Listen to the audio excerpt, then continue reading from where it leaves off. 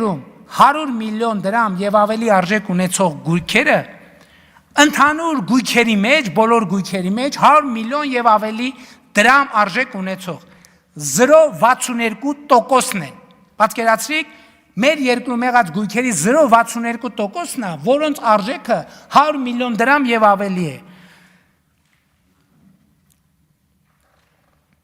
Բայց այդ 0.62%-ը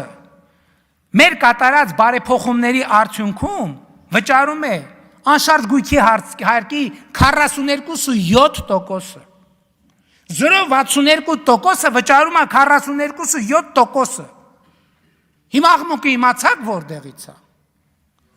Ուշադրություն դարձրեք, հանրապետության անշարժ գույքերի 0.62%-ը վճարում է անշարժ գույքի հարկի 42.7%-ը։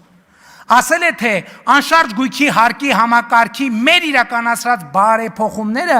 առնվազն մի էական մասով նույնպես տեղավորվում են թալանածը վերադարձնելու տրամաբանության մեջ, որովհետև հարկերի ծանրակշիռ մասը վճարում են հարուստները, այդ թվում ապօրինի կերպով հարուստ դարձածները։ Ապա եւ չմոռանանք, թե ինչ տեղի ունեցավ,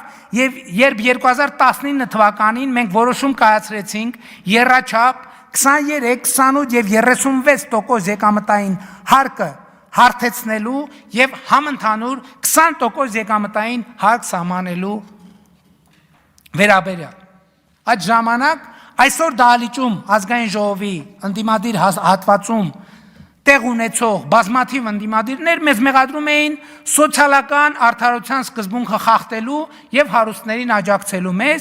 մեջ, ինչին ի պատասխան մենք ասում ենք, որ հարստության լավագույն չափանիշը ոչ թե աշխատավարձն է, այլ անշարժ գույքը, եւ անշարժ գույքի հարկով մենք կկարողանանք կարգավորել առաջադրվող խնդիրը, ինչը ահա փաստացի իմ ասած վիճակագրությամբ ցույց տվեց, որ այդ բարեփոխումը ուղիղ 10-ին է խփել։